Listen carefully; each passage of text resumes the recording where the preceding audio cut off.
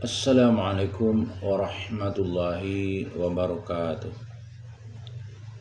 Innal hamdalillah nahmaduhu wa nasta'inuhu wa nastaghfiruh. Wa na'udzu billahi min syururi anfusina wa min sayyiati a'malina.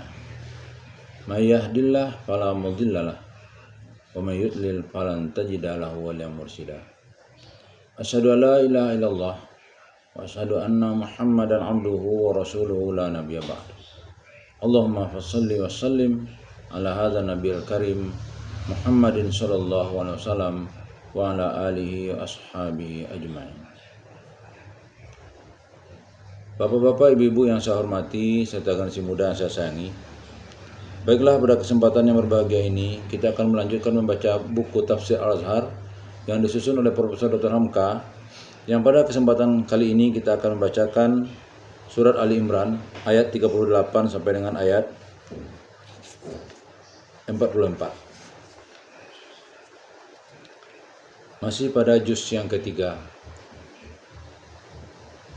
A'udzu billahi minasy syaithanir rajim. Bismillahirrahmanirrahim. Hunalika da'a Zakariya rabbah qala rabbi hab li min ladunka dzurriyyatan thayyibah innaka sami'ud du'a. Fanadathul malaikatu wa huwa qa'imun yusalli fil mihrabi anna Allah yubashshiruka bi Yahya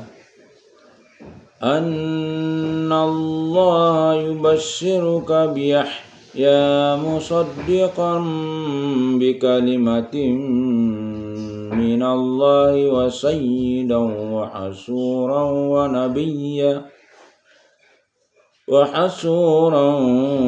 nabiyyan minas solihin. Qala rabbi anna yakunu li ghulamun wa qad balaghani al-kibaru wa imraati aqir. Qala kadzalika Allahu yaf'alu ma yasha'. Qala rabbi ij'al li ayah. Qala ayatuka alla tukalliman nas. Qala ayatuka alla tukalliman nasa salasata ayyamin illa ramza.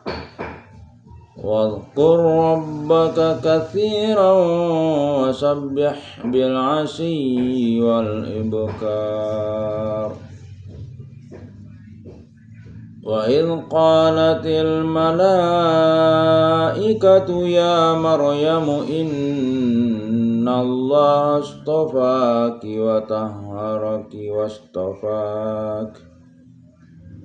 wastafaki ala nisa'il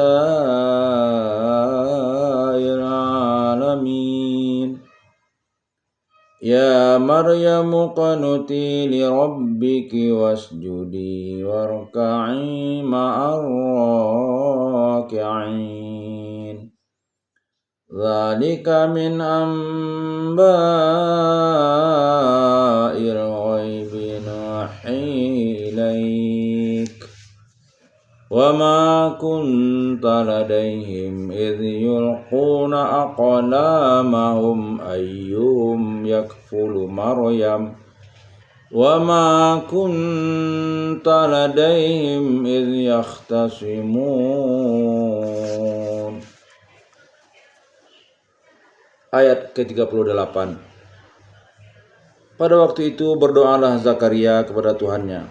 Katanya, ya Tuanku, berilah kepadaku dari sisi Engkau keturunan yang baik. Sesungguhnya engkau adalah pendengar permohonan. 39. Maka menyerulah kepadanya malaikat sedang dia solat di mihrab. Sesungguhnya Allah menggembirakan engkau dengan Yahya yang akan membenarkan kalimat dari Allah dan akan menjadi pemimpin dan akan terpelihara dan seorang nabi dari kaum yang soleh.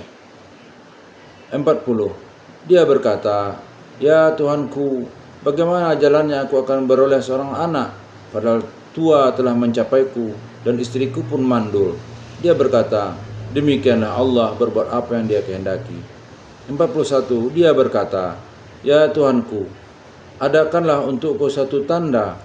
Dia bersabda, tanda engkau ialah bahwa engkau tidak akan bercakap-cakap dengan manusia 3 hari, kecuali dengan isyarat. Dan ingatlah Tuhan engkau sebanyak-banyaknya, dan bertasbihlah petang dan pagi. 42. Dan ingatlah tatkala berkata malaikat, wahai Maryam, sesungguhnya Allah telah memilih engkau dan membersihkan engkau dan telah memuliakan engkau atas sekalian perempuan di alam. 43. Wahai Maryam, tunduklah kepada Tuhan engkau dan sujudlah dan rukuklah bersama orang-orang yang rukuk. 44. Demikianlah dari berita-berita gaib yang kami wahyukan kepada engkau, dan tidaklah engkau beserta mereka seketika mereka membuang undi tentang siapa di antara mereka yang akan mengasuh Maryam, dan tidak ada engkau di dekat mereka seketika mereka berbantah. Permohonan Zakaria. Pada waktu itu berdoalah Zakaria, pangkal ayat 38. Pada waktu itu setelah melihat pertumbuhan jasmani dan rohani Maryam, anak yang dinazarkan oleh ibunya itu, sampai ketika ditanya di mana dia mendapat makanan, dia telah memberi jawaban yang demikian penuh iman, padahal dia masih kecil. Tersadarlah Zakaria akan dirinya. Mungkin kalau dia memohon pula dengan sungguh-sungguh kepada Tuhan, doanya pun akan dikabulkan. Sebagaimana dia istri Imran telah dikabulkan, maka berdoalah dia, katanya, ya Tuhanku, berilah kepadaku dari sisi engkau keturunan yang baik. Telah tua aku ini ya Tuanku, namun keturunanku tidak ada juga, maka inginlah aku agar engkau kurniai aku seorang keturunan yang baik. Melihat Maryam yang tumbuh dengan baik itu, dia pun ingin bilakah kiranya dia pun diberi keturunan yang baik berupa itu pula. Sesungguhnya engkau adalah pendengar permohonan. Ujung ayat 38. Demikianlah selalu doanya sedang dia mengasuh Maryam, sampai pun menjadi doa dalam sholatnya. Dan memang doa itu sholat, dan sholat itu ialah doa, yakni menuruti aturan sholat pada waktu itu. Maka menyerulah kepadanya malaikat sedang dia sholat di mihrab, pangkal ayat 39. Artinya sedang dia sholat dengan khusyuknya di mihrab itu, tiba-tiba datanglah malaikat. Menjadi alamat baik doanya terkabul. Berkatalah malaikat itu, sesungguhnya Allah menggembirakan engkau dengan Yahya. Artinya bahwa Tuhan telah mengabulkan permohonan engkau, sebab engkau akan diberi seorang putra namanya Yahya. Yahya adalah kalimat yang diarabkan dari bahasa Ibrani Yohana. Artinya keduanya sama, yaitu hidup. Di dalam surat Maryam kelak disebutkan bahwa sebelum anak itu belum ada orang bernama Yahya atau Yohana. Anak itu akan bernama si hidup, sebab hidupnya akan sangat berarti dan hidupnya akan sangat baik dan bahagia. Lalu malaikat itu menerangkan keutamaan anak itu, yaitu yang akan membenarkan kalimat dari Allah. Kalimat dari Allah itu ialah Nabi Isa Al-Masih. Yahya itu kelak akan memberikan pengakuan dan kesaksian bahwa memang Isa Al-Masih itu lahir semata-mata karena kalimat Allah kun, artinya jadilah, maka dia pun jadilah. Dan akan menjadi pemimpin, yaitu menjadi pemimpin yang disegani dalam kaumnya Bani Israel, dan akan terpelihara dan terbentang terutama daripada pengaruh rayuan perempuan, sebab masih muda Yahya itu telah menjadi rasul, sedang rupanya amat elok, tetapi tidaklah dapat diperdayakan oleh rayuan perempuan, dan seorang nabi dari kaum yang soleh. Ujung ayat 39. Di sini kita sebutkan salah satu penafsiran makna kalimah, yaitu bahwa kelahiran Nabi Isa tidak dengan perantaraan bapa, melainkan semata-mata dari kehendak Allah. Akan diakui kebenarannya oleh Yahya. Ini sesuai sebagian dengan kepercayaan orang Kristen bahwa kedatangan Yahya mendahului Isa ialah melapangkan jalan bagi kedatangan Isa Al-Masih. Tetapi sehingga hanya begitu pengakuan Yahya, dan tidaklah Yahya memberikan pengakuan pula bahwa Nabi Isa adalah Tuhan. Abu Ubaidah ahli tafsir yang terkenal menafsirkan kalimah yang diakui oleh Yahya itu ialah kitab dan wahyu. Terkabulnya permohonannya itu sangatlah menimbulkan kagum dalam hati Zakaria.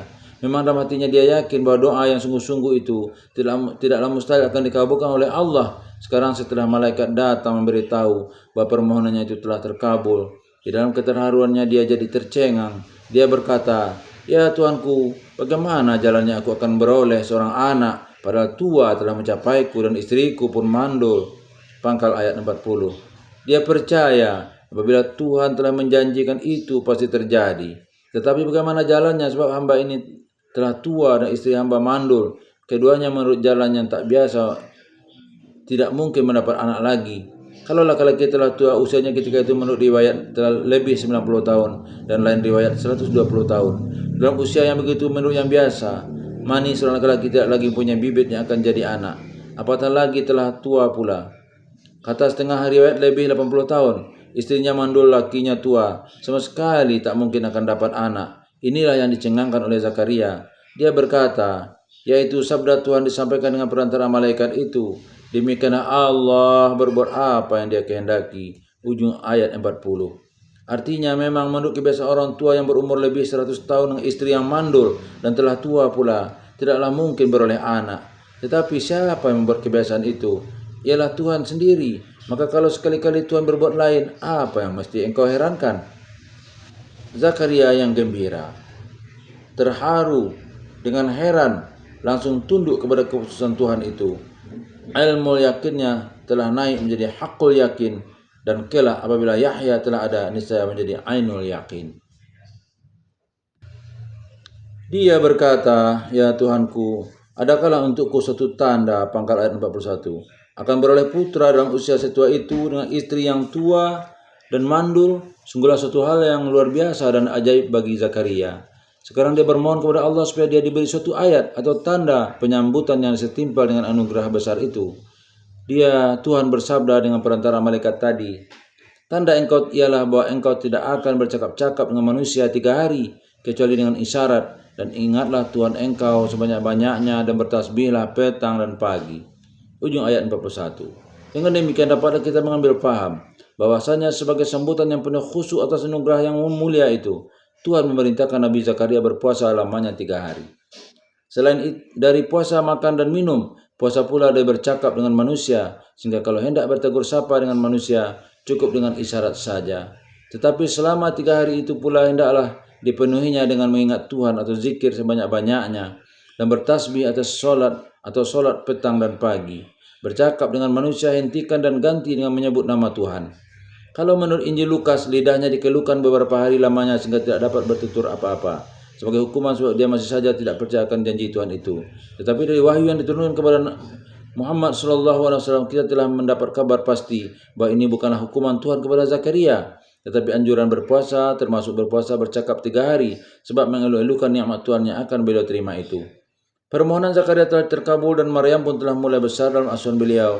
Sekarang Tuhan mengisahkan lagi kepada Rasulnya Muhammad SAW tentang kelanjutan wahyu kepada Maryam. Dan ingatlah tatkala berkata malaikat, "Wahai Maryam, sesungguhnya Allah telah memilih engkau dan memberikan engkau dan membersihkan engkau dan telah memuliakan engkau atas sekalian perempuan di alam." Ayat 42. Ayat ini ialah melanjutkan cerita tentang pertumbuhan diri Maryam yang dikala kecilnya itu dalam asuhan Zakaria. Dia telah mulai besar dan akan dewasa. Maka diingatkan Tuhanlah kepadanya bahwa dia telah menjadi pilihan Tuhan, termasuk orang-orang yang terpilih sebagai Adam, Nuh, keluarga Ibrahim dan Rasul, dan nabi-nabi yang lain tadi. Dan Nabi kita Muhammad SAW datangnya jadi bukti bahwa Maryam itu pun mustafiyah di sisi Allah. Sebab itu beberapa ulama Islam, di antaranya Ibnu Hazmin Al-Andalusi berpendapat bahwa Maryam itu nabiah. Menurut dia perempuan yang jadi nabiah ialah Hawa, Sarah istri Ibrahim, Hajar istri Ibrahim, ibu Nabi Musa, dan Asyah istri Fir'aun. Semuanya itu saja perempuan-perempuan yang jadi nabiah.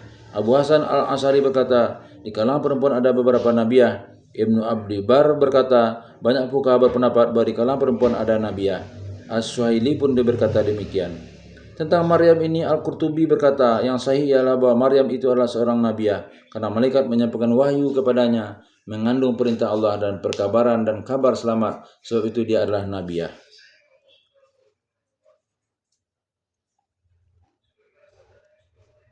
Cuma sekadar nabiah, bukan rasul, sebab sudah ditegaskan bahwa yang menjadi rasul menyampaikan syariat balagh atau tabligh hanya rasul yang laki-laki, sebagai dijelaskan dalam surat 16 An-Nahl ayat 45. Dan dia membersihkan engkau tetap dalam keadaannya yang suci, sehingga dia menzahirkan Isa kelak dalam kesucian itu tidak disentuh laki-laki, dan telah memuliakan engkau atas sekalian perempuan di alam.